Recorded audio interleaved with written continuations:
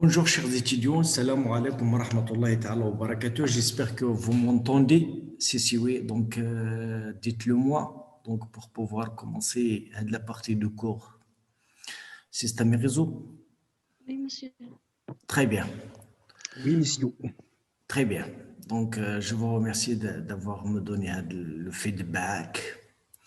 Donc voilà, je suis content de pouvoir commencer à la deuxième partie qui concerne un petit peu le réseau, le management, la gestion du réseau. L'étudiant doit savoir un petit peu quelques notions sur le réseau, comment la communication se fait entre les machines, pourquoi on met les machines au réseau. Donc ceci, on va essayer de le découvrir ensemble, enfin, de la partie. Donc, même si cette partie, il mérite toute seule qu'elle soit un module à part, comme le système d'exploitation mérite d'être un module à part. Donc, on les a combinés, mais quand même, on va essayer de faire avec. Donc, je commence par le commencement. Donc, je partage mon écran. Donc, je veux partager mon écran. Donc, voilà. Donc, j'espère que vous voyez mon écran. Donc, voilà, c'est la partie réseau donc, de module I510, système et réseau. Donc, si je veux parcourir donc, l'organisation de cours, donc voilà, donc il y a un cours, il y aura des TD et des TP. Donc pour l'évaluation, si vous voulez, on peut faire un contrôle ou bien on va attendre l'examen final. Donc pour la bibliographie, donc je ne sais pas si vous avez, les étudiants, donc l'enseignement se fait à distance. Donc par contre, il y avait dans la bibliothèque un bouquin très important, donc c'est Tamambam, donc il a un bouquin pour le système d'exploitation et un bouquin excellent pour le réseau. Donc c'est réseau, l'architecture, le protocole, les applications. Donc ce sont bien sûr, il y a aussi d'autres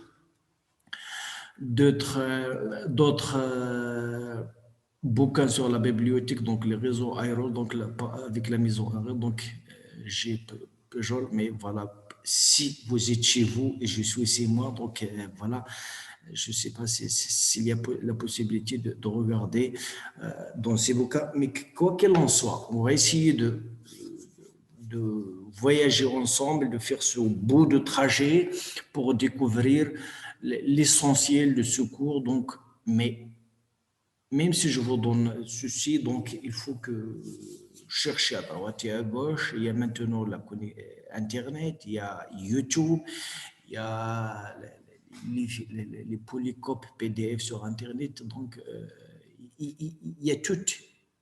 Une caserne d'Ali Baba sur le net, mais il faut seulement connaître comment chercher et donc avoir l'intelligence de déchiffrer les documents.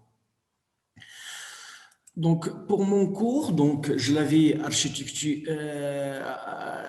il est architecturé en termes de 5 chapitres.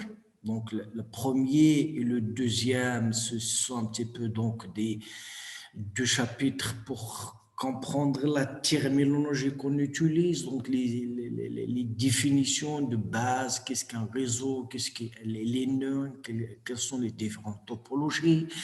Donc, on va découvrir le deuxième chapitre les deux modèles, le modèle OSI, Open System Interconnected, les systèmes ouverts interconnectés. Donc, c'est une architecture à 7 couches développée par ISO,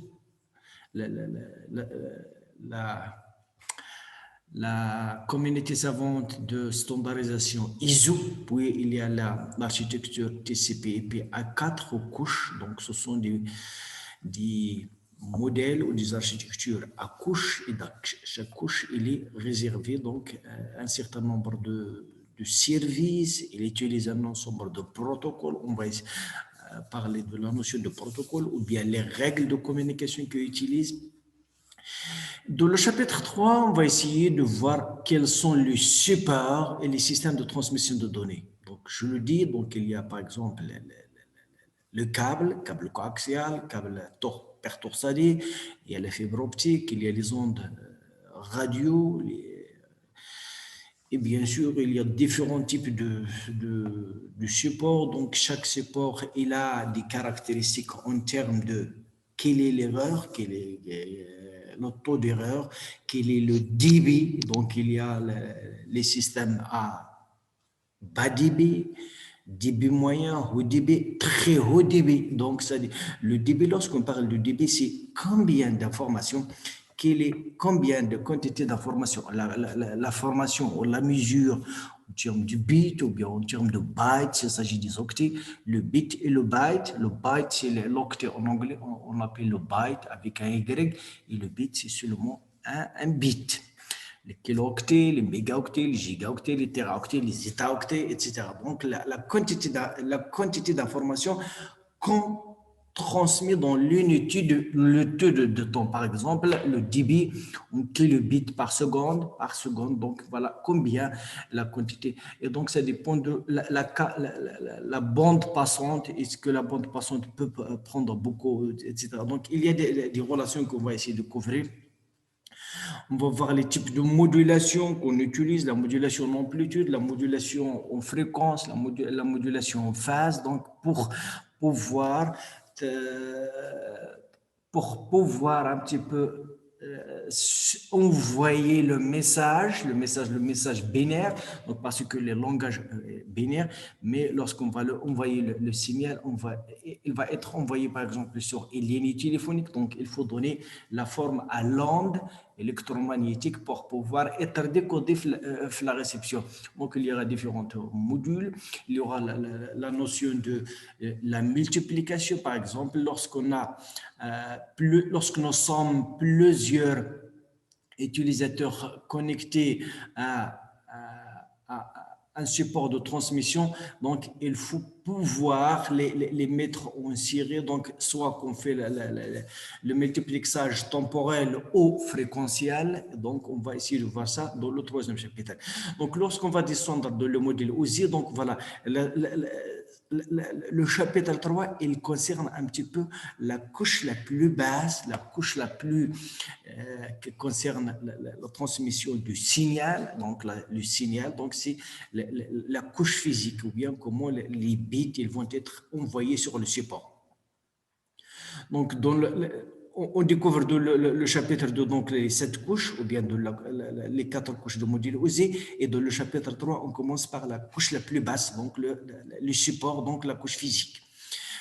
Et dans le chapitre 4, donc ce sont les réseaux locaux. Lorsqu'on parle de réseaux locaux, donc on parle bien sûr de la couche liaison de données. Donc la couche liaison, lorsque les machines sont connectées dans un réseau local, on va découvrir quels sont les différents.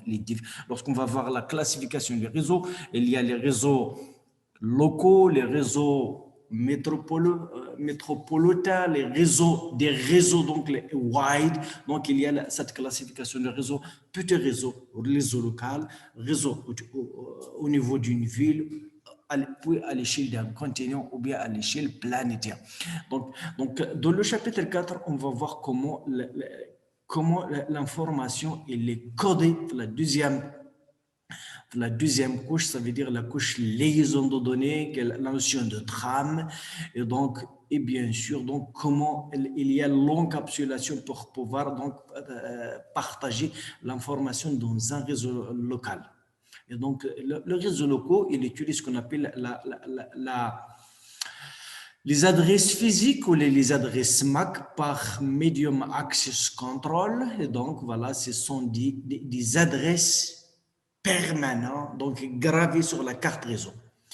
Et donc, dans le dernier chapitre, on va essayer de découvrir quelles sont les caractéristiques de la couche réseau, à savoir le protocole EP, Internet Protocol, donc pour pouvoir que les machines, lorsque je dois consulter par exemple Google, comment je dois envoyer la requête à Google qui est aux États-Unis, donc une machine ou bien le serveur de Google, donc ou bien lorsque vous envoyez seulement, lorsqu'on se connecte au serveur de la FST, c'est une machine qui a une adresse permanente, une adresse EP, donc même si que lorsque je tape le www.fst.ec.ma, c'est un nom de domaine et donc voilà, c'est un nom de domaine. Je ne peux pas comme utilisateur retenir les adresses IP qui sont un petit peu dans la version 4, qu'elles sont codées sur 4 octets. Et donc, qui va faire la correspondance entre les adresses IP et les noms de domaine, c'est ce qu'on appelle le DNS, le Domain Name Server. Donc, c'est un protocole qui fonctionne de la couche application, comme par exemple aussi le HTTP, c'est un protocole de la couche application. Donc, chaque couche, elle utilise un certain nombre de protocoles. Les protocoles, je le dis, je le redis, c'est les règles de communication pour pouvoir communiquer sur le réseau. Donc, il y a les protocoles, il y a aussi les services.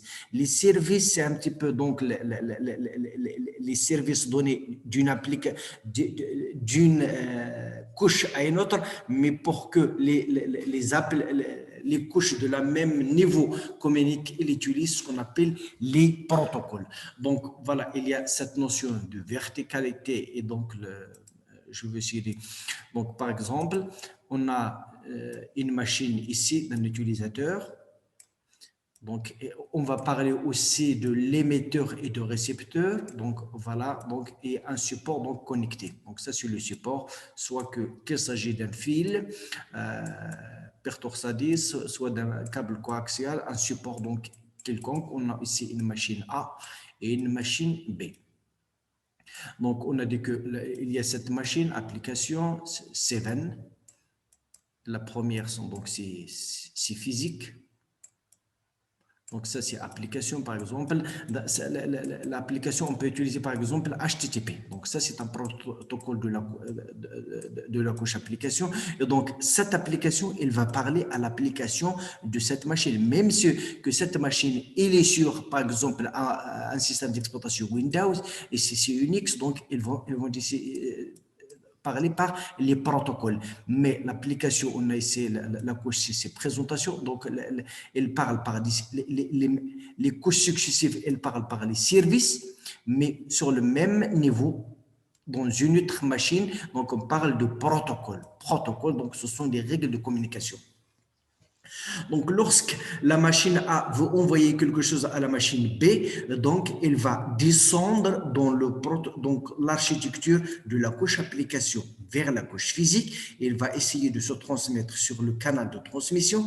Et donc, à partir de la couche physique du destinataire, elle doit essayer de construire les trames de la liaison de données. Elle va essayer de décapsuler le paquet. Le paquet, donc, elle va essayer de construire d'extraire le message. Donc, pour ça, pourquoi on utilise donc il y a application, présentation, scission, transport, etc. Donc, elle monte jusqu'à arriver à l'application. Et donc, il y a application, le browser, par exemple, le browser, donc l'Internet. Donc, elle va essayer de recevoir le fichier ou bien le message, les mails, etc. Donc, vous voyez que l'information d'un utilisateur à un autre, elle passe de l'application vers le physique. Donc, la carte réseau, donc ça, il a une adresse, on sait l'adresse de celle-là, et donc, elle va être envoyée. Il se peut qu'elle soit un fil direct ou bien qu'il y a, par exemple, des intermédiaires, des routeurs. Donc, on va essayer de voir qu'est-ce qu'un routeur, qu'est-ce qu'un switch, qu'est-ce qu'un hub, etc. Donc, un routeur, elle va essayer de communiquer deux réseaux locaux différents. Lorsque je suis sur le même réseau local, j'utilise un switch, mais si je veux sortir de mon réseau local, donc si la destination n'est pas avec la machine A de le même réseau local, il faut passer par un routeur. Un routeur, il a au moins deux adresses IP. une adresse IP sur le premier sous-réseau dans lequel il y a par exemple celui-là et un autre adresse IP. Qui dit adresse IP dit une carte réseau. Et une carte réseau, c'est le moyen de faire communication. Donc, je peux, par exemple, quels sont les types de la carte réseau? Je vais essayer de googler donc, la carte réseau. Donc, donc, il y a par exemple carte réseau.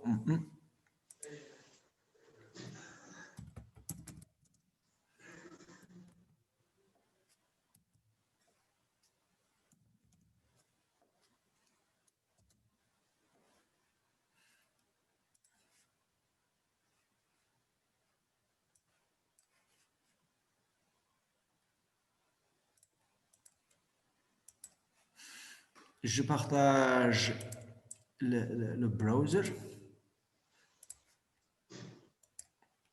Donc, vous voyez les cartes réseau. Donc, voilà, c'est un petit peu. Donc, il connecte à la carte mère, mais donc, ici, c'est par exemple une carte dans laquelle il y aura c'est un slot pour connecter le connecteur RJ45. Donc, R45, il y a d'autres, donc, à Siri, etc. Donc, il y a même les cartes réseau sans fil, le Wi-Fi. Donc, ma machine, maintenant, elle est connectée avec une carte réseau sans fil dans laquelle il y a donc les ondes électromagnétiques. Mais par exemple, celle-là, elle va utiliser le câble RG45. Il y a des cartes réseau qui utilisent la fibre optique. Donc si, par exemple, c'est pour l'envoi donc, du signal sur le canal. Donc, je retourne ici. Donc, vous voyez maintenant donc, que l'information peut être passée d'une machine à une autre. Donc, en utilisant un ensemble de supports, en utilisant un ensemble de protocoles, etc. Donc, mais pourquoi donc, qu'est-ce qu'on partage de le réseau? On partage par exemple les données, on partage les fichiers, les messages, les pages web, etc. Je retourne à ma diapo.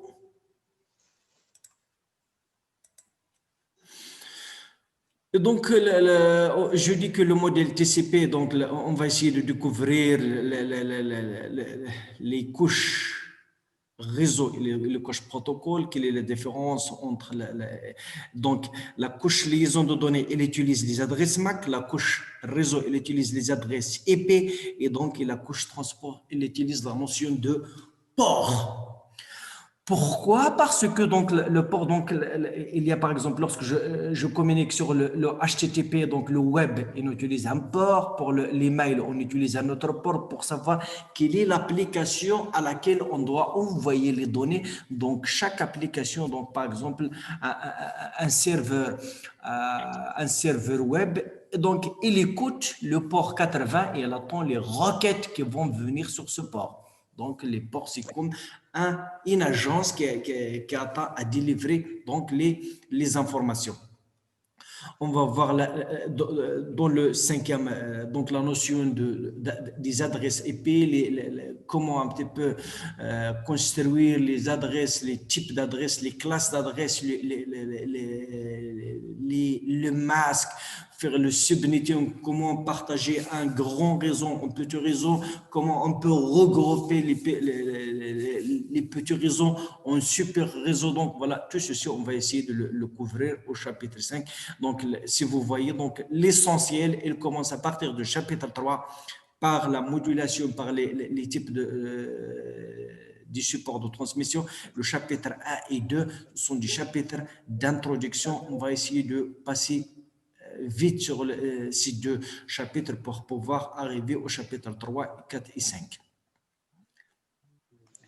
Commençons par le commencement, par le premier chapitre, à savoir l'introduction au réseau. Qu'est-ce qu'un réseau? Si je vous demande, qu'est-ce qu'un réseau? Est-ce qu'il y a quelqu'un qui peut me définir un réseau?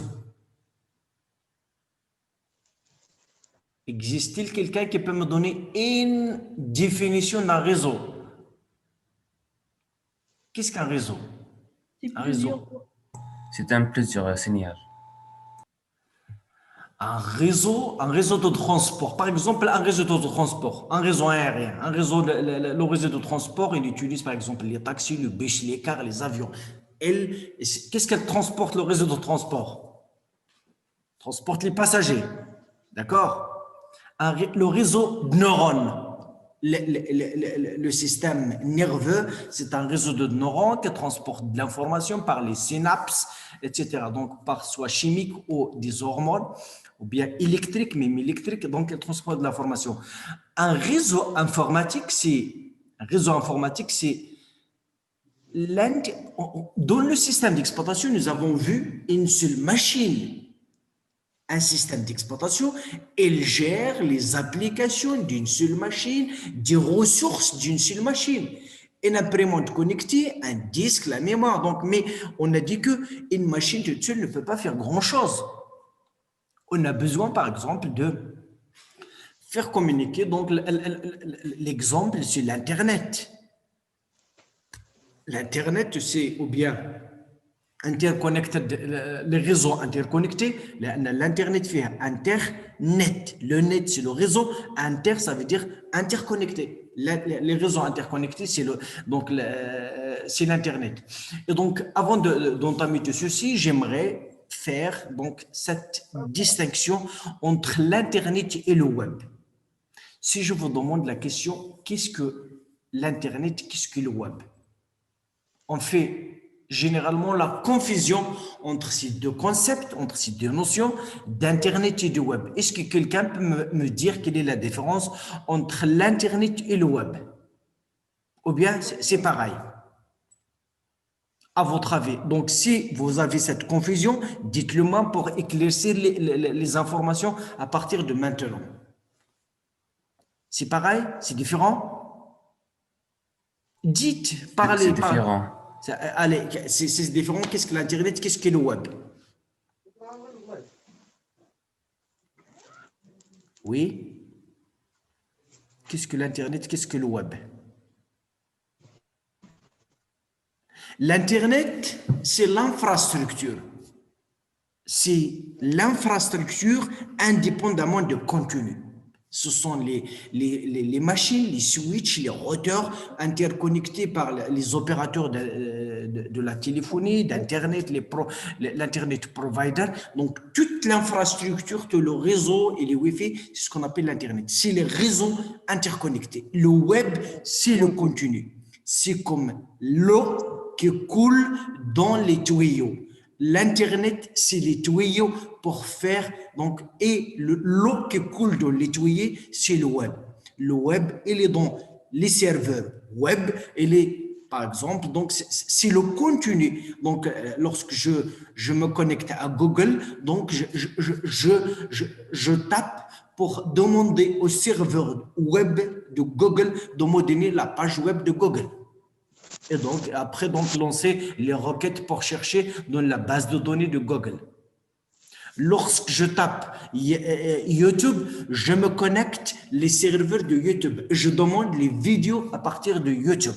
Mais j'utilise l'Internet, j'utilise le réseau pour accéder parce que c'est un service lointain, à distance, pour lui accéder, j'utilise donc l'Internet, j'utilise le réseau. Donc, ma requête, lorsque je tape HTTP, donc Google, donc c'est une requête pour accéder, pour demander au serveur, donc de me donner, de me faire télécharger à la page. Donc, il faut faire la différence entre ce qui est le contenu et l'infrastructure du support et d'échange de ce contenu.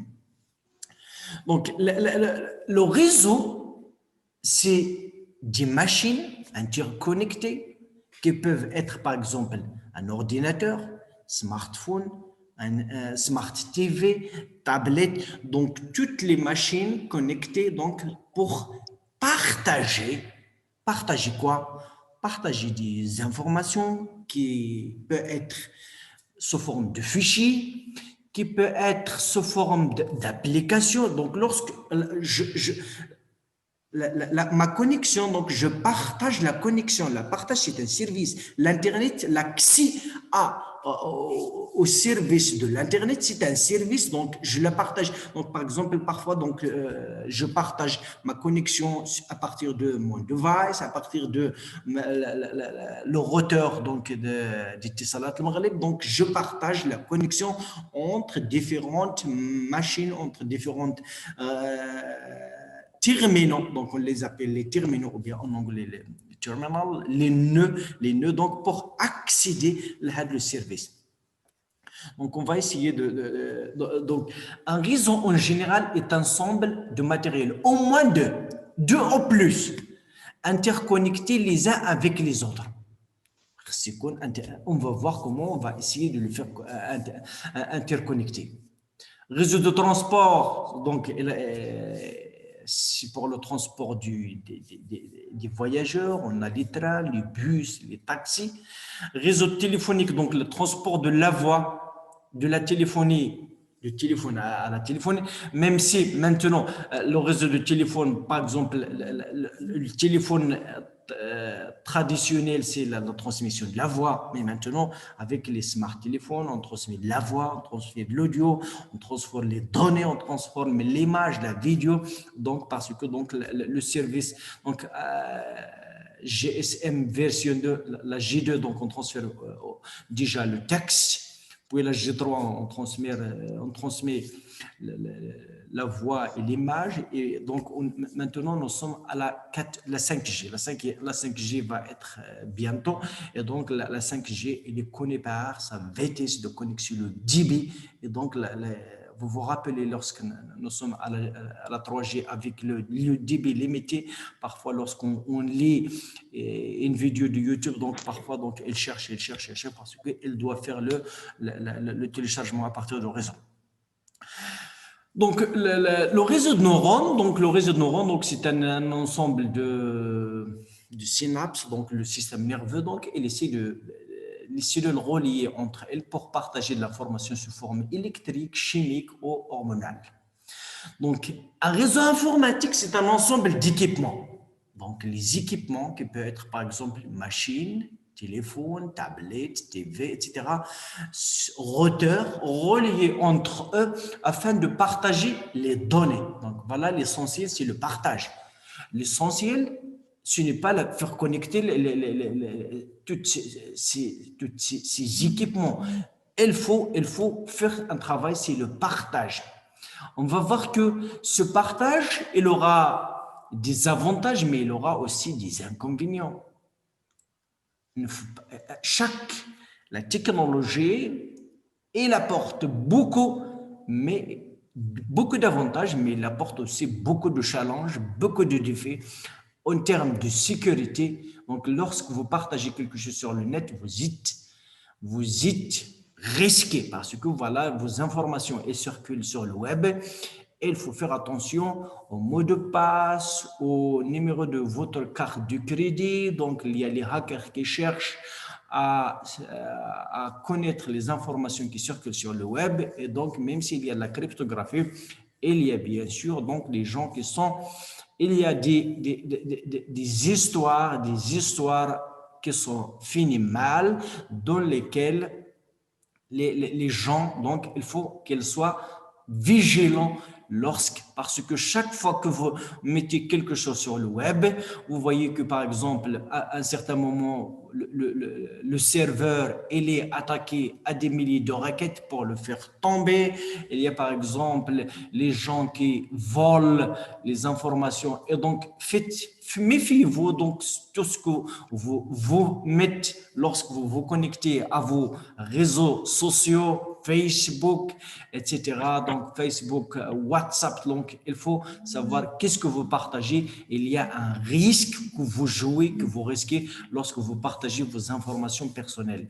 Ne mettez jamais vos informations sensibles sur le net. Et bien sûr, il y a des gens qui cherchent là à Google.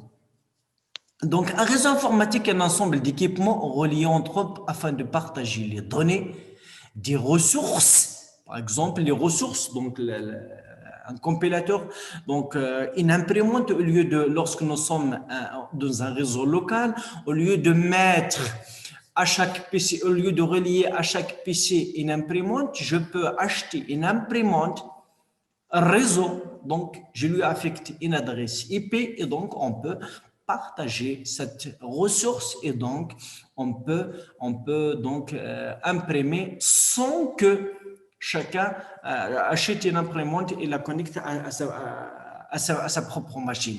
On peut avoir un serveur web dans lequel il y aura donc le contenu, et donc on peut avoir un serveur de données au lieu de mettre la donnée sur le disque de chaque machine lorsqu'on travaille sur un projet collaboratif, lorsqu'on travaille ensemble sur un projet, donc il faut mettre les données sur un serveur. Donc on accède aux données via le réseau, donc via des requêtes, et donc on peut travailler même si on est à distance sur le même projet, et donc voilà, on gagne beaucoup. Mais comme je l'avais dit, donc il faut être vigilant et il faut avoir des gens spécialisés pour la gestion donc de ce réseau. Donc, il y a le partage des données, le partage des ressources physiques au logiciel. Donc, on peut avoir un système de gestion de base de données partagé, le compilateur partagé. Donc, un réseau informatique, c'est un ensemble de données, d'ordinateurs, généralement d'ordinateurs, mais ça peut être des équipements informatiques. Ce n'est pas seulement les ordinateurs. Donc, mais je peux considérer ma tablette comme un ordinateur, mon téléphone portable comme un ordinateur, mon TV smart comme un ordinateur, reliés entre eux pour échanger des données numériques codées en numérique, codées en binaire, donc qui parlent le codage de 0 et de 1. Qui dit codage de 0 et de 1, ça veut dire que l'image doit être convertie, doit être sous forme binaire. La parole, la vidéo, la voix doit être numérisée sous forme binaire. Le texte doit être codé en ASCII sous forme. Donc, le langage que parlent les machines, c'est le langage binaire. Et donc, nous, les humains, on parle un langage sophistiqué de haut niveau. Et donc, il faut convertir, il faut numériser. Et donc, ce qui fait cette numérisation, c'est ce qu'on appelle les convertisseurs analogiques numériques. Et donc, le besoin de partage, donc de ressources données, messages graphiques, imprimantes, donc le télécopieur, modem et autres. Donc voilà, le partage, donc pour partager ça, il faut interconnecter les devices, il faut interconnecter les machines.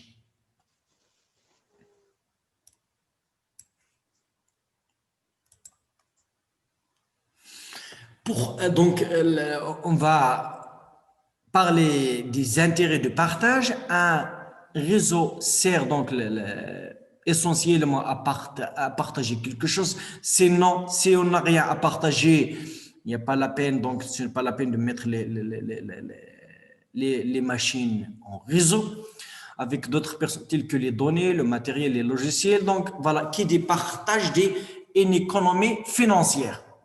Donc, une économie financière, par exemple, imaginez que je veux avoir une imprimante sur chaque machine.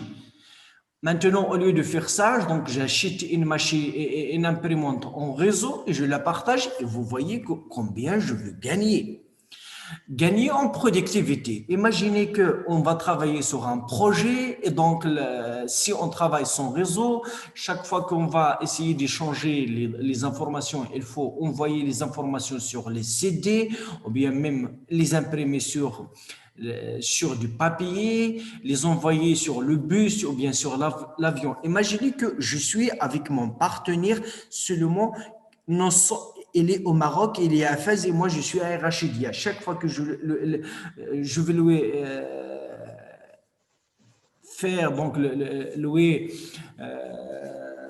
partager avec lui l'avancement de mon travail sur le projet. Il faut que je voyage, soit que j'envoie les informations sur le bus de la CTM. Il va prendre au moins 24 heures pour recevoir. Maintenant, si on travaille sur un travail collaboratif, on a les données sur un serveur. Ce que je fais, il le voit. Et ce qu'il fait, je le vois. Donc, on partage, on gagne au niveau. Donc, on gagne. Et qui dit le temps, je gagne en termes de temps, ça veut dire qu'on gagne en termes d'argent. Le temps, c'est de l'argent. Donc, mais ça nécessite avoir la centralisation. On peut centraliser les données, on peut centraliser le sauvegarde. Ça aussi, c'est quelque chose d'important. Imaginez que nous sommes un ensemble d'utilisateurs qui travaillent nous sommes sur un réseau, donc un réseau qui peut être sur une topologie en nano, ou une topologie en bus, ou bien une topologie, donc ça c'est un petit peu l'anneau, donc ça c'est les nodes, donc qui sont, etc. Et donc il y a par exemple ici c'est un serveur. Donc, par exemple, à un certain moment, donc, je demande au serveur de faire la sauvegarde, ce qu'on appelle le backup. Le backup, donc la sauvegarde, par exemple, pour pouvoir, s'il y a quelque chose, donc le backup. Donc, par exemple, supposons que nous sommes un ensemble d'utilisateurs qui travaillent pour une entreprise et, par exemple, supposons qu'à minuit, il n'y a aucun utilisateur qui nous rentrons tous à nos maisons et donc on peut planifier un backup, un sauvegarde à minuit lorsqu'aucun des utilisateurs ne travaille pas sur la machine. Et donc, s'il y a quelque chose par exemple, que cette machine tombe en panne, on peut retrouver, bien sûr, le backup. Une machine ou deux machines. Par exemple, on peut avoir un serveur ou deux serveurs. C'est rare que cette machine et le serveur tombent en panne en même temps. Sauf s'il y a quelque chose qui est... Donc, si cette machine tombe en panne, on peut retrouver donc la donnée sur le sauvegarde. Ça ou sur un autre sauvegarde. Donc, voilà, on peut planifier ceci si on travaille sur un réseau. Donc, mais ça nécessite bien sûr la concentralisation des données, des sauvegardes. Mais on a dit que... il y a aussi des challenges, il y a aussi des défis lorsqu'on travaille sur le réseau. Il faut un nombre de personnel spécialisé parce que, imaginez que nous sommes sur un réseau et le réseau, il tombe aussi en panne. Et chaque fois qu'il y a que le réseau tombe en panne, il nous faut des ingénieurs, des administrateurs des réseaux qui peuvent détecter où il y a le problème. Est-ce que c'est au niveau de la machine, d'une machine? Est-ce que c'est au niveau de la configuration des adresses? Est-ce que c'est au niveau des cartes réseau? Est-ce qu'ils peuvent, par exemple, pour savoir, est-ce que c'est au niveau des protocoles d'une machine? Parce qu'on sait que au niveau d'une machine, donc l'installation, donc il faut qu'elle travaille dans les 7 couches application, présentation. Donc il faut qu'il aille un ping sur la couche du protocole. Par exemple, 127.0.0.1, donc pour tester est-ce que la couche fonctionne. Si cette couche répond, donc l'installation de réseau sur ma machine est bien. Est-ce que donc puis je peux par exemple savoir est-ce que ma carte réseau fonctionne. Donc je fais le ping sur donc le ping qui dit ping, c'est une requête. Donc ping, c'est un message donc pour savoir la connectivité d'une machine. Donc, ping, c'est envoyer une requête. Si elle répond, ça veut dire que la machine elle est connectée. Donc, je fais un ping sur le loop app, donc, ou bien la boucle locale 127.0.0.1. Donc, vous voyez que j'utilise déjà 4. Donc, je vais l'écrire par exemple 127.0.0.1. Donc, point 1, donc vous voyez que l'adresse IP, ça c'est une adresse IP. l'adresse IP version 4 utilise 4 octets. Ça, elle est codée sur un octet. Ça, elle est codée sur un octet. Donc, même si c'est 0, mais c'est normalement en binaire, c'est 00000. Donc, ça, c'est un autre octet. Donc, la version FVP 4 utilise 4 octets. Donc, je dois savoir, est-ce que le problème, lorsqu'il y a un problème, est-ce que c'est au niveau de la machine? Est-ce que c'est au niveau de ma carte réseau? Est-ce que c'est au niveau de routeur? Est-ce que c'est au niveau du switch, etc. Donc, l'administrateur réseau doit savoir où il y a le problème. D'accord. Il nous faut donc un personnel spécialisé. C'est pour cela que dans des entreprises, on a un ingénieur réseau ou bien un administrateur réseau qui est spécialisé pour l'attribution des adresses, pour gérer le serveur, pour gérer le réseau, parce que donc c'est quelque chose. Et monsieur tout le monde n'est pas censé à savoir toutes ces informations. Donc, il nous faut des personnels spécialisés, c'est vrai, mais et donc, il y a de nombreuses pannes, il y a de problèmes, de nombreux problèmes en termes de sécurité. Il faut installer le firewall, donc le pare-feu. Il faut installer donc les antivirus. Il faut sensibiliser les gens aux problèmes de sécurité. Donc, chaque fois donc à ne pas installer n'importe quoi, donc parce que lorsque je télécharge quelque chose, il faut savoir est-ce que vous le téléchargez à partir d'une ressource fiable ou bien à partir d'une source douteuse dans laquelle il y a des gens qui attendent de télécharger des applications. Et lorsque je télécharge une application, vous téléchargez aussi des virus, donc des méchancetés qui vont faire nuire à votre machine et à votre réseau, et donc et qui peut coûter beaucoup d'argent pour l'entreprise pour un petit peu pour réparer les pannes.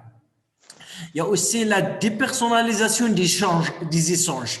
Donc, sans raison, il y a des échanges entre les personnes. Maintenant, j'échange des informations avec des personnes que je ne vois pas, que je n'ai jamais rencontrées dans la vie, mais on échange donc il y a ces échanges donc dépersonnalisés.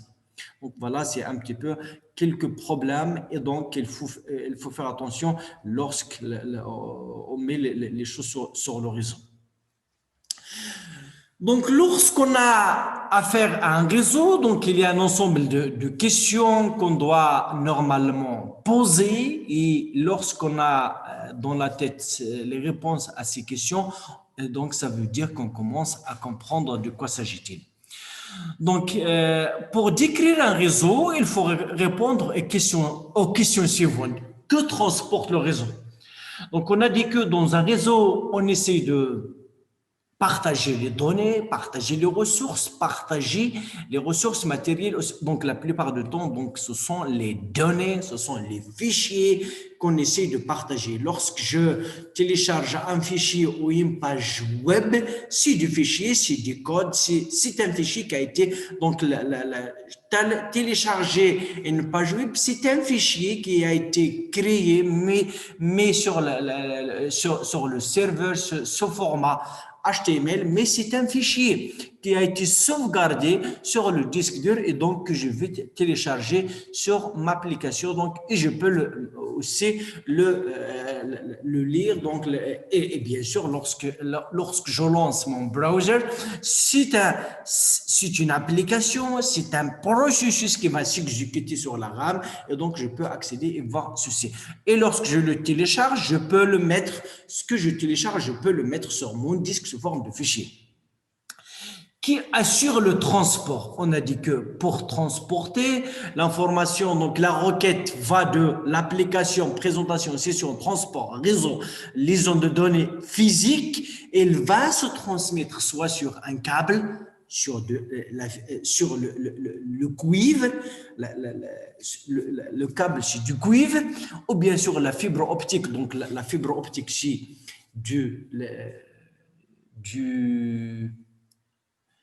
c'est de zège, comment dire ça, du verre ou bien du plastique. Donc la fibre optique, c'est du verre ou du plastique donc dans le câble, c'est l'onde électrique qui va être propagée sur la fibre, c'est l'onde lumineuse.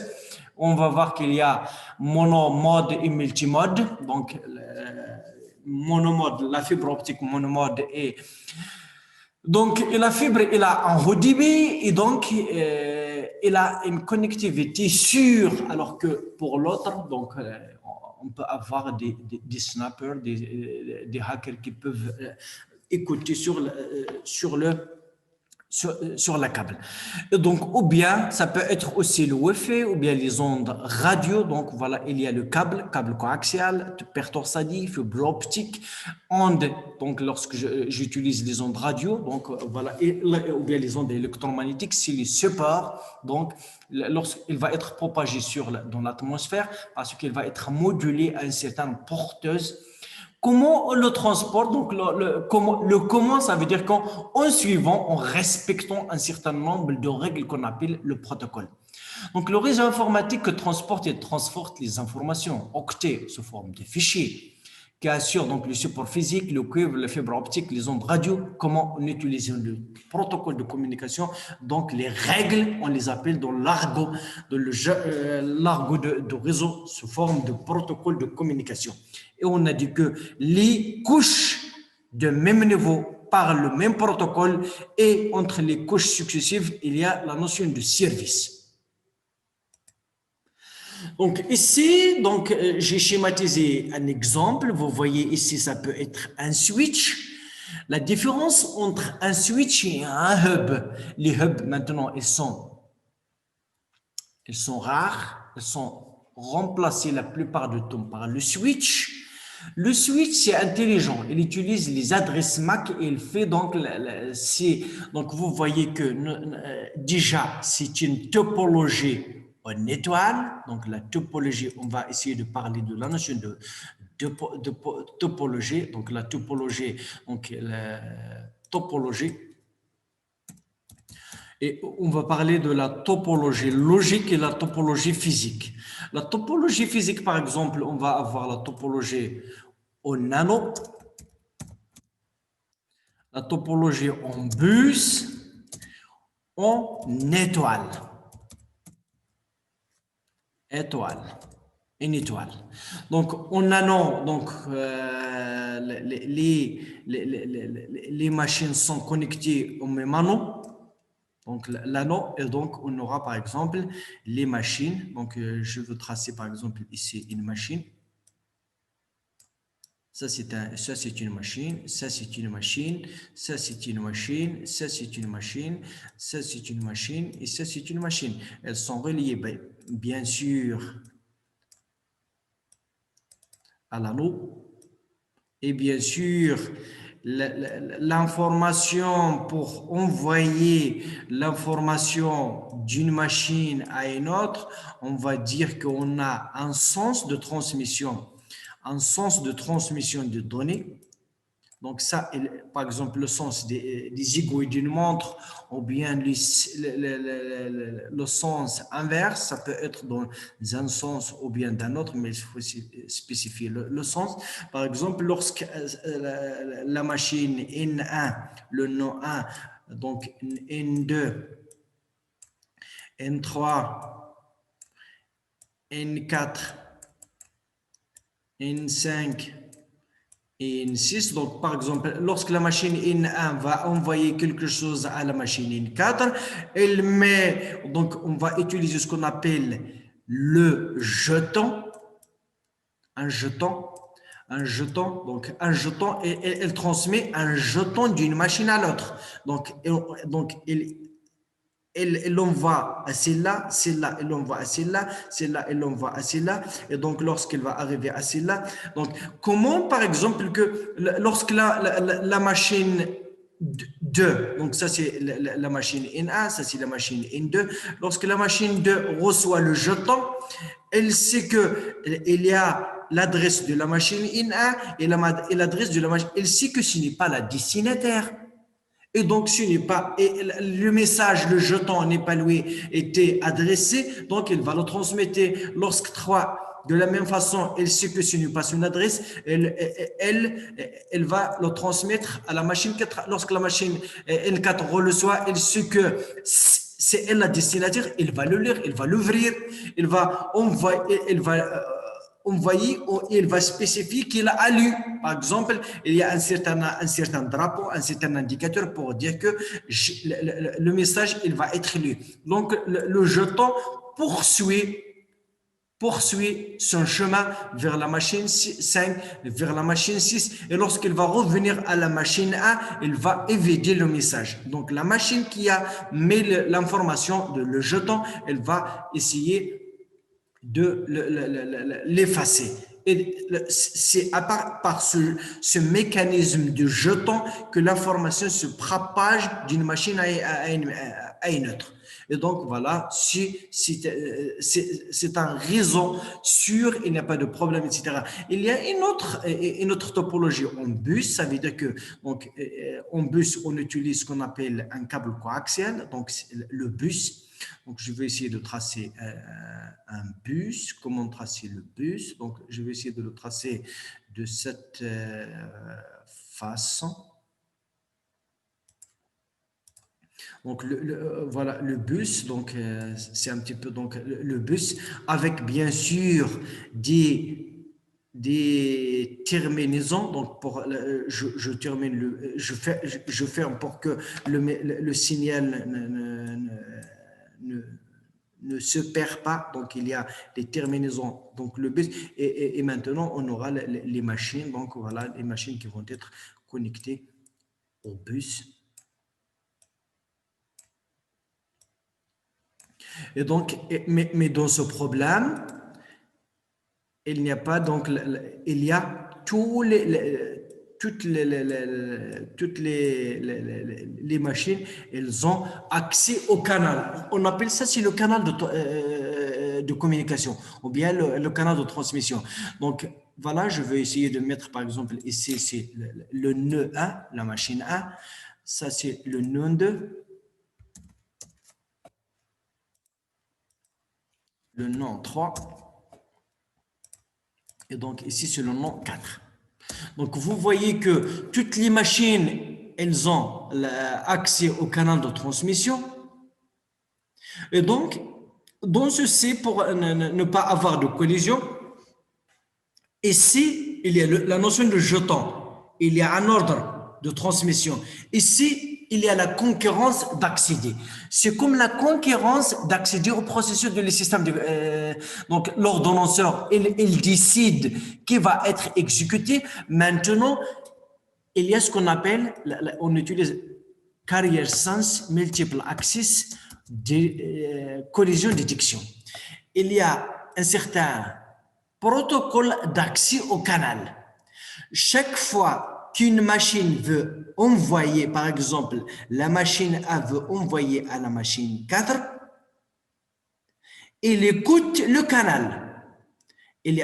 Qui veut dire écoute le canal, le carrier sense, ça veut dire est-ce qu'il y a une porteuse, est-ce qu'il y a quelqu'un, est-ce qu'il y a un signal. C'est comme si on veut se parler.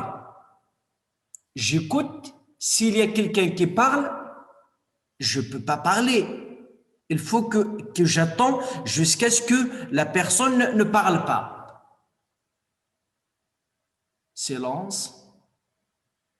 Mais lorsque je parle, il se peut qu'un autre attend lui aussi. Lorsque je parle, il commence lui à parler. Il y aura une collision, on va parler, et donc il y aura la collision, on va parler en même temps, donc il y aura la collision. Donc, il écoute le canal, si le canal est libre, il essaie de transmettre.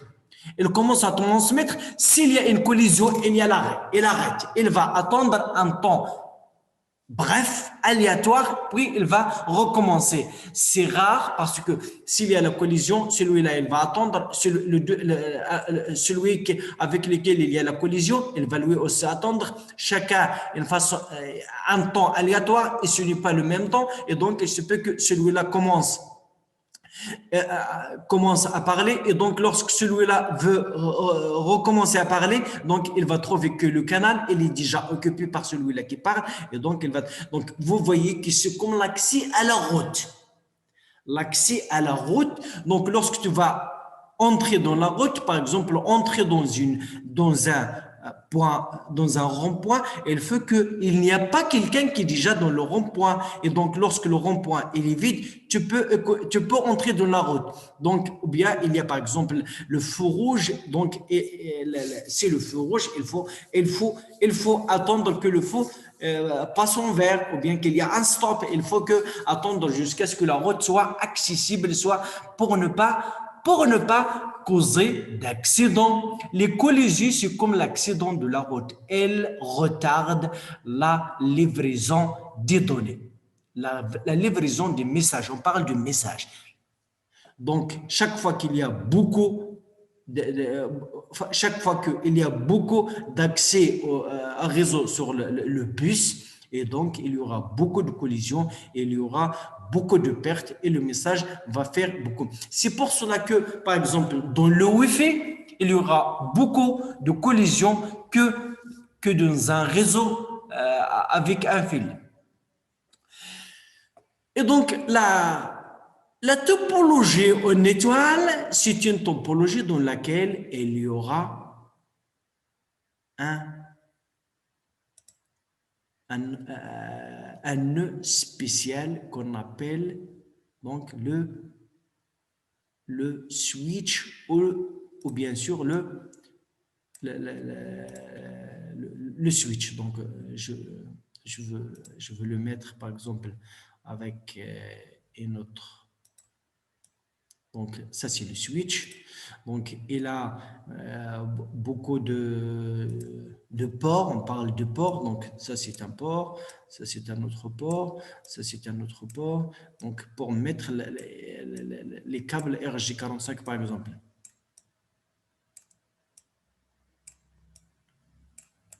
Et donc, on aura donc, plusieurs machines.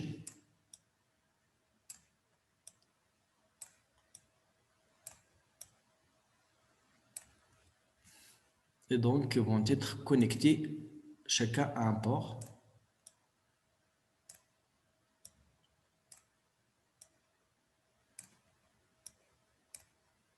Et donc, voilà, lorsque la machine, donc, lorsque par exemple, je vais écrire aussi les notes comme le nœud 1,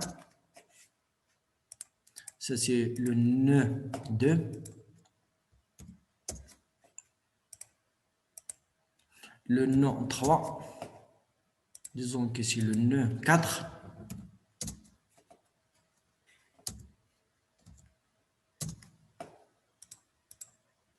le nœud 5 et le nœud 6. Donc, maintenant, chaque fois qu'un message qui va être transmis par N1, par exemple, à N2, N3, N4 ou N5, il va passer par le switch. Donc, ça, c'est le switch. Le switch, donc, ou bien en français, c'est le commutateur. Il utilise un table de commutateur pour savoir comment envoyer le message, par exemple. Il a un tampon pour pouvoir répondre à différents messages venus envoyés de tous les nœuds pour les autres. Donc, vous voyez que ça, nous sommes par exemple dans un réseau local, à la maison ou bien dans une entreprise. Mais si je veux sortir de ce réseau, il faut par exemple utiliser ce qu'on appelle déjà un routeur. Donc, je veux mettre ici que c'est un routeur et je veux le mettre avec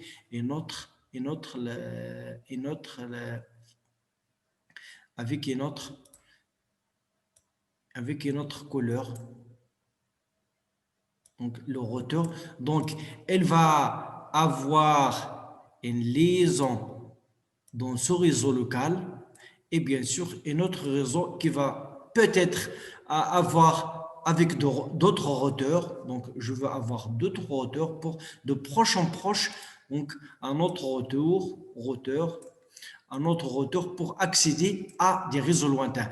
Si par exemple la machine N1 veut envoyer un message à N2, à N3, à N4, à N5, à N6, elle peut le développer parce qu'elles sont sur le même réseau local. Elles vont utiliser seulement ce qu'on appelle elles vont utiliser ce qu'on appelle l'adresse MAC. Elle se base sur l'adresse IP et donc à partir du masque et de l'adresse IP, elle sait est-ce qu'elle va l'envoyer à une machine de réseau local ou bien à une machine lointaine. Donc, ou bien, donc, je vais essayer de retracer une autre. Ça, c'est une machine lointaine, donc qui va être supprimée. Donc, je veux retracer. Donc, ça, c'est une machine lointaine. Donc, ça, c'est un routeur. Donc, si le message est envoyé à la destination ici, on doit savoir son adresse. Parce que chaque fois qu'on veut envoyer un message à une machine, on met l'adresse destination et l'adresse source. Donc, on met adresse source et adresse destination. Dans le message, il y a ce qu'on appelle l'entête, il y a l'information, il y a la donnée, mais il y a aussi l'entête dans laquelle on met les adresses source et les adresses destination. Si, donc, lorsque le message va être envoyé par N1 à N2, le message, donc, la technologie, elle sait que, en utilisant le masque, elle sait que en se basant sur l'adresse destination, elle sait que la destination, soit qu'elle est dans le réseau local, lui relié par le switch, ou bien il est à une machine distance. S'il est dans donc le masque, donc on utilise le masque sous réseau. Masque sous réseau. Donc, le masque sous réseau, si tu sais une adresse, c'est un nombre à 4 octets. Par exemple, 255.255.255.0. Ça veut dire que c'est une adresse. Donc, par exemple, lorsque j'écris 192.168.1.5, je dis, donc ça c'est une adresse locale, donc de classe C, dans laquelle donc je sais que donc ça c'est commun pour toutes les machines. Donc ça c'est ce qu'on appelle l'adresse réseau. L'adresse réseau c'est 192.168.1.0. Donc, je vais le réécrire, 192.168.1.0, c'est donc tout ce qui est commun à toutes ces machines, c'est ceci. Donc, le 5, c'est le numéro. C'est comme si vous êtes les sœurs et les frères, vous avez le même nom familial, mais chacun a son nom propre. Access Brahim, Access Hamid, Access Youssef, nous avons tous le même pronom qui est le nom familial. Brahim, c'est un nom propre à moi. Donc, mon adresse, c'est le 5. Donc, l'adresse de la machine 5, c'est une adresse dans le réseau. Donc, lorsqu'on utilise le masque de ce réseau, je sais est-ce que l'adresse destination, il est sur le réseau local ou bien si c'est une machine distance. Si c'est une machine de réseau local, on va utiliser les adresses MAC et le switch, si à quel bras il va envoyer. Si c'est une machine distance, elle sait que à qui elle va faire sortir. Pour sortir du réseau local et accéder à une distance, à une machine distance, il n'y a qu'une seule porte, c'est ce qu'on appelle le routeur ou bien la passerelle. La passerelle, c'est le routeur qui a une patte sur le réseau local. Tout le réseau, toutes les informations, tous les messages qui vont sortir du réseau local, elles vont sortir de ce bras. C'est pour cela que ce routeur, donc ça c'est un routeur, ou bien aussi c'est une passerelle, ou en anglais le gateway,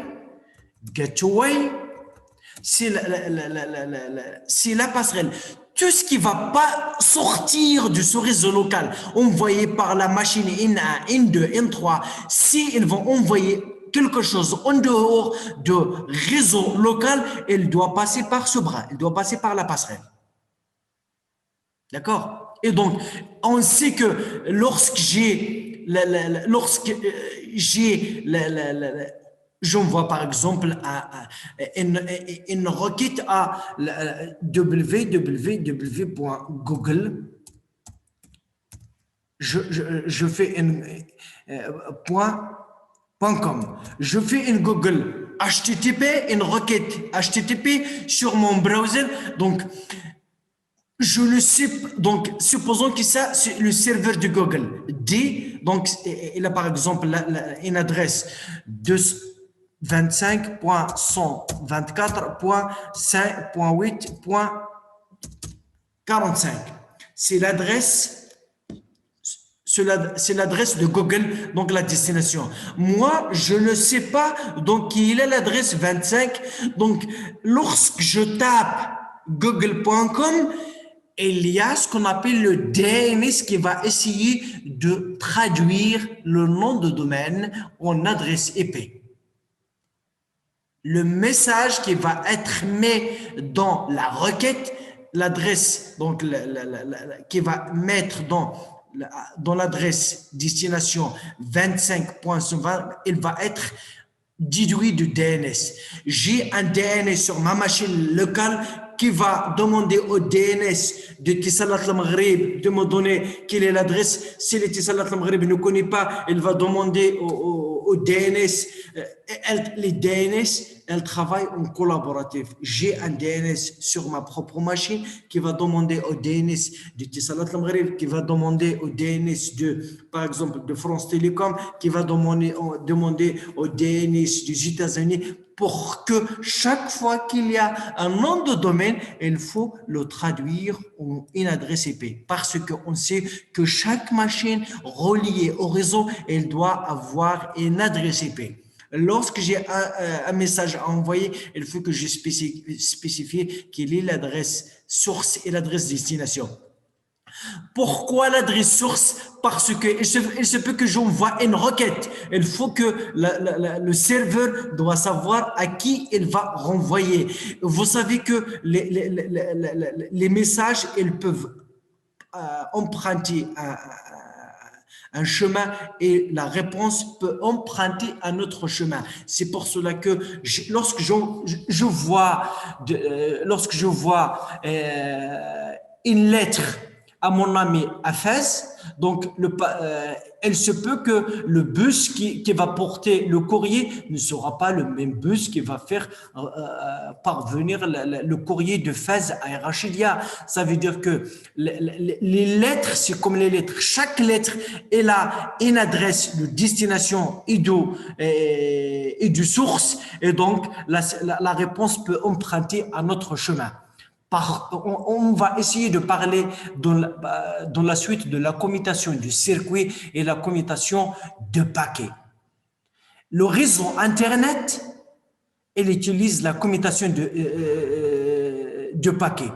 Les paquets, donc lorsque je vois un message, les paquets peuvent chacun emprunter un chemin. À la destination, on doit pouvoir les rassembler dans l'ordre pour pouvoir construire à partir de la couche liaison de données, la couche réseau, la couche transport, et les rassembler pour pouvoir constituer un message qui a un sens. Par contre, dans la téléphonie, lorsqu'on parle entre deux utilisateurs, lorsque le circuit est établi entre un utilisateur A, entre un utilisateur A et un utilisateur B, lorsque le circuit est établi entre les deux, il reste le même jusqu'à la fin de la communication. Toutes les paroles que je dis, lorsque je commence « Allô Ahmed, comment ça va ?» Très bien, jusqu'à « Au revoir », le message et l'empreinte le même parcours. J'utilise mon téléphone, il y a donc une station de base, soit un téléphone fixe, soit un téléphone mobile, il y a une station de base, il y a donc les paroles, ils vont utiliser un ensemble de commutateurs de l'opérateur téléphonique jusqu'à ce que je termine la communication. Par contre, en Internet, les messages, ils peuvent emprunter des chemins différents. Donc, le premier, il va emprunter celui-là. Le deuxième, il va utiliser un autre retour, pas celui-là, par exemple, pour arriver à la destination. Par contre, en téléphonie, on utilise la commutation de circuit. Lorsqu'un circuit est établi, toute l'information, toute la communication, elle passe par ce circuit jusqu'à... Donc, lorsqu'une session est établie, l'information est parcourue par ceci. Donc, il y a la notion de commutation du circuit et la commutation du paquet. C'est essentiel de comprendre ça parce que c'est intéressant donc de le savoir.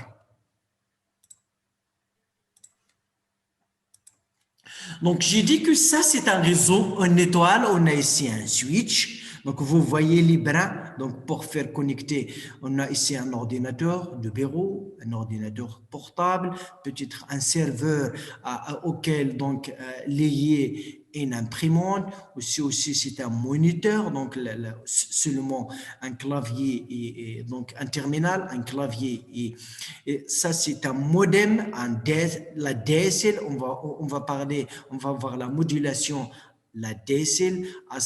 Asymmetric Describer Line, donc pourquoi dans la DSL on transporte la parole et les données. La parole, elle utilise une basse fréquence, c'est pour cela qu'on peut envoyer aussi les données sur les lignes téléphoniques, mais ils ne sont pas mélangés. La basse fréquence est utilisée pour la parole et la haute fréquence la plupart du temps. Asymétrique parce que donc le temps d'envoi n'est pas le temps de réception. On télécharge beaucoup de l'Internet et on en voit peu sur le réseau. C'est pour cela que les asymétriques. On a ici, par exemple, DSL filter, etc. Donc, pour le fax, etc. Donc, la DSL, on peut écouter le téléphone et on peut naviguer sur Internet. Vous voyez que pour sortir de réseau local, nous avons besoin d'un peu de routeur pour nous faire passer vers l'ISP, donc le provider qui est, par exemple, Etisalat Maghreb, Wana, Orange, etc. Donc, on parle aussi de téléinformatique. Le téléinformatique, c'est la combinaison de télé et informatique. On sait que informatique, c'est lorsqu'on travaille sur une machine. Télé, c'est la distance. Il y a la télécommunication. Le télétravail, c'est le travail à distance. Le téléinformatique, c'est l'informatique à distance. C'est une science qui est associée au traitement de l'information, les données, qui est un domaine propre à l'ordinateur, et le transport de l'information qui est le domaine de télécommunication. en télétravail, en téléinformatique, on traite les données à distance, donc par le réseau. Donc, pourquoi des réseaux alors? Donc, sans réseau, l'échange des informations s'effectue en général par de nombreux documents imprimés et le transport de fichiers sur CD, sur USB, qui dit transport, qui dit qu'il faut du temps, qui dit il y a un risque de transport, mais parfois, via le réseau, je clique au lieu d'une journée, je peux envoyer un fichier avec un simple clic qui ne coûte que quelques millisecondes. À la perte de temps, il faut même parfois ajouter l'apport d'informations. Il se peut que le CD soit difficile à lire, il se peut que le CD va être perdu lui-même, il se peut que les données soient perdues. Et donc, voilà, le réseau, on gagne beaucoup en termes d'efficacité, on gagne beaucoup en termes de temps, on gagne beaucoup en termes d'argent et en termes de budget. Donc, que permet le réseau? Partage des ressources, ces ressources matérielles, disques durs, imprimantes, système de gestion de base de données, le comparateur, le serveur d'application, le serveur du web.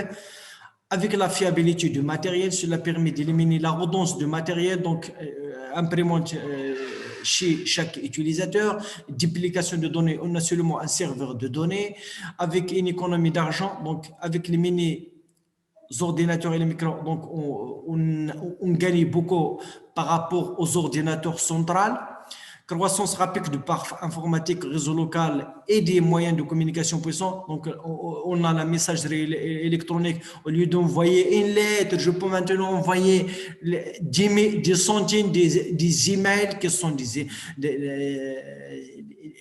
des lettres électroniques moins chères. Donc, et ça coûte presque moins cher que l'envoi par la poste. Écriture commune de documents, on peut avoir des travaux collaboratifs. Donc, chacun écrit un chapitre et dans une semaine, on peut écrire un document ensemble. Et donc, ça, c'est le travail collaboratif qui a été permis par le réseau. Donc, maintenant, avec l'Internet, l'accès à l'Internet, donc, on peut avoir, c'est une porte qui s'ouvre sur le monde. Imaginez un business, je vends quelque chose. Sans Internet, je peux avoir une influence locale au niveau de ma ville, au niveau de mon quartier.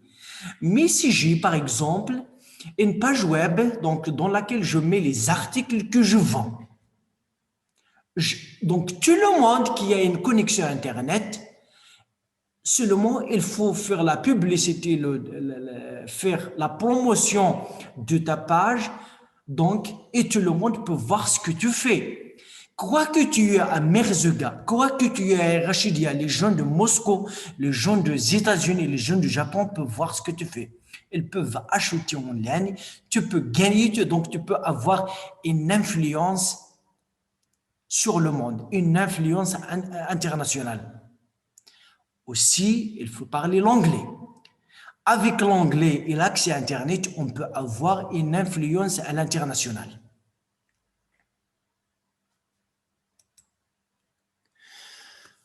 Donc, les similitudes et de différentes raisons. Donc, le partage des ressources, donc on parle de la notion de client et de serveur.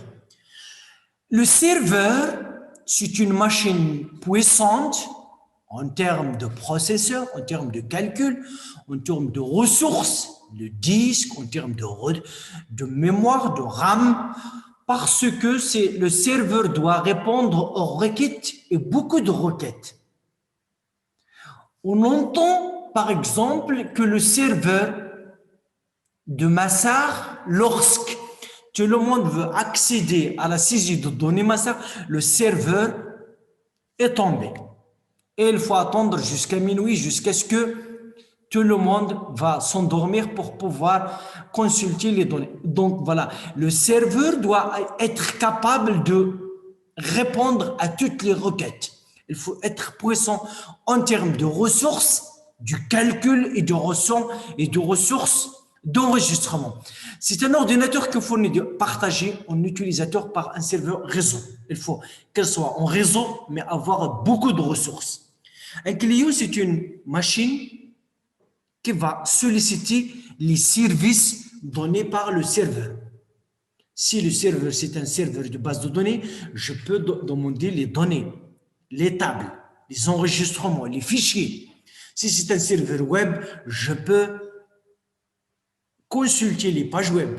Si c'est un serveur de fichiers, je peux télécharger ou uploader des fichiers. Donc, un client peut être à la fois une source et à la fois une destination. Une source d'information, lorsque je veux uploader quelque chose sur le serveur, ou bien lorsque je dois télécharger quelque chose à partir du serveur. Donc lorsqu'on parle de source et destination, ce qui est source peut devenir destination. Et ce qui est destination peut être source de l'information. Donc voilà, les jeux sont interchangés entre le client et le serveur. Mais le serveur, il faut qu'il soit puissant. Parce que lorsqu'on est client, on peut mettre quelque chose sur les réseaux, mais ce qu'on met sur les réseaux est très peu par rapport à ce qu'on télécharge de réseau. C'est pour cela que même dans l'ADSL, on suppose que ce qu'on télécharge est moins que ce qu'on met sur le réseau. Un réseau, donc un client, c'est qui accède aux ressources partagées et fournies par le serveur de réseau. Le support de connexion, c'est la façon dont les ordinateurs sont connectés entre eux. Ça peut être des câbles, ça peut être la fibre. Donc, les données partagées, fichiers fournis par on partage généralement les fichiers. Imprimante et d'autres périphériques, on peut partager aussi des ressources matérielles, fichiers imprimante ou autres éléments utilisés par on parle de fichiers parce que on a dit dans le système d'exploitation que il y a des systèmes d'exploitation qui utilisent tout comme fichier. Imprimante, c'est un fichier. Source, c'est un fichier. Base de données, c'est un fichier. Tout est fichier. C'est pour cela qu'on parle de le partage du fichier. Même les ressources hard, ce sont des fichiers. Les ressources divers, autres ressources fournies par le serveur. Donc, pour l'accès au réseau, donc le web, donc on utilise le serveur HTTP, le courrier, on peut utiliser SMT, donc le SMTP, donc le serveur, le protocole du mail. Pour le transfert, on peut utiliser le protocole FT pour File Transport Protocol, File Transport Protocole. Pour accès à distance, le telnet. Pour prendre l'accès d'une machine à distance, on peut utiliser le telnet, le transport de texte et de parole, de la vidéo. Donc, vous voyez que je peux accéder à des pages web, je peux envoyer un mail, donc on peut partager de la vidéo, etc. Donc, les types de réseaux, il y a les réseaux à commutation de circuits, il y a les réseaux à commutation de paquets. Donc, il y a différents types de classification. Pour la commutation de circuits, comme je viens de le dire, que lorsqu'une session est ouverte entre deux entités qui vont un petit peu communiquer, il reste le même circuit jusqu'à la fin. Pour la commutation du paquet, donc un message va être donc dans le réseau Internet, un message va être découpé en paquets, un paquet va être encapsulé dans une trame et chaque paquet, il peut emprunter un chemin différent. Donc, pour aller de cette machine à celle-là, je peux prendre ce chemin. Je peux prendre ce chemin comme je peux prendre ce chemin. Donc, à la destination, je dois rassembler, chaque paquet doit avoir un numéro, je dois rassembler les paquets dans le même ordre avec lequel elle a été partagée pour pouvoir remonter l'information vers l'application. Parce que l'application, la couche application, elle a envoyé un message et l'application, donc, et la couche application de la destination doit remonter l'information jusqu'à cette application, soit qu'il s'agit d'une requête ou bien d'une réponse. Et donc, il faut rassembler l'information de l'ordre. Et donc, même si les paquets empruntent des chemins différents, il faut que le message doit être rassemblé. Il y a la segmentation et le rassemblage. La segmentation à la source et le rassemblage à la destination. Le premier sera le premier. Il y a un ordre et il se peut que le deuxième arrive avant le premier. Même si le deuxième arrive avant le premier, il faut que lorsque je dois rassembler le message, que le premier soit le premier, le deuxième soit le deuxième et le dernier soit... Donc, il y a dans chaque message un en-tête qui m'indique quelle est la source, quel est le numéro, etc. Donc, toutes ces informations, on les met dans les en-têtes. Le paquet ou le tram, le message, il contient l'information proprement dite et les en-têtes. Les en-têtes, elles servent à savoir quelle est la destination pour pouvoir savoir la route. On parle de routage, on parle de l'ordre, on parle de destination. Quel est le port, etc. Donc, toutes les informations, on va les mettre dans les en-têtes. Et chaque couche, elle utilise un en-tête différent. Il y a aussi, donc, pour la couche liaison de données, elle utilise l'en-tête et elle utilise aussi l'en-queue. Pourquoi ceci? Parce qu'il se peut que l'information arrive à destination, mais elle est altérée. Comment elle est altérée? Lorsqu'un paquet a parcouru le chemin, il passe par beaucoup de retours, il passe par beaucoup du support, du fil, du routeur, par les ondes. Il se peut qu'un bit qui est à 0 devient 1, ou bien un bit qui est 1 et voilà, le message il a été altéré, l'information il est altérée. On doit savoir est-ce que l'information qui est arrivée, est-ce qu'elle est corrompue ou pas? Il faut que le message arrivé à destination, on doit savoir est-ce qu'il a été corrompu ou pas? Est-ce que le message est fidèle à l'original ou bien il est antérieur? Il se peut qu'il y ait quelqu'un sur le réseau qui a un but à altérer l'information. Par exemple, vous allez voir ça dans la sécurité de l'information, qu'il y a quelqu'un qui va prendre les paquets et, par exemple, se mettre à la place de celui qui a l'a envoyé. Si le réseau n'est pas bien sécurisé, et bien sûr, il va recevoir les réponses que celui-là va envoyer. Au lieu d'envoyer la réponse à la source, il y a quelqu'un qui va recevoir les réponses. Il va prendre l'identité, ce qu'on appelle prendre l'identité. Donc, par exemple, vous vous dites, lorsque vous prenez la tenue d'un policier et vous êtes sur la route, vous dites aux automobilistes, c'est moi le policier. Alors qu'en réalité, vous n'êtes pas le policier, vous n'êtes pas le gendarme, seulement vous avez pris la tenue. S'il y a un contrôle, vous allez payer cher. Il y a des gens sur le net qui écoutent le trafic et qu'ils peuvent prendre l'identité qui n'est pas leur sienne. Et donc, c'est pour cela il se peut donc parfois, pour être sûr que le message part de la destination à la source, il faut utiliser parfois donc pour utiliser les lignes spécifiques, par exemple pour les banques, pour accéder à ta banque, il faut que la connexion soit bien sécurisée et on utilise bien sûr donc des canaux spécialisés. Donc je crois qu'il est 9h28, donc je m'arrête ici et on va reprendre, Inch'Allah, après les vacances. Donc, j'arrête le partage. Donc, je vous remercie tous. Et donc, si vous avez des questions ou bien si vous avez des cours maintenant, donc je peux vous libérer, sauf si vous avez des questions. Donc, j'arrête l'enregistrement pour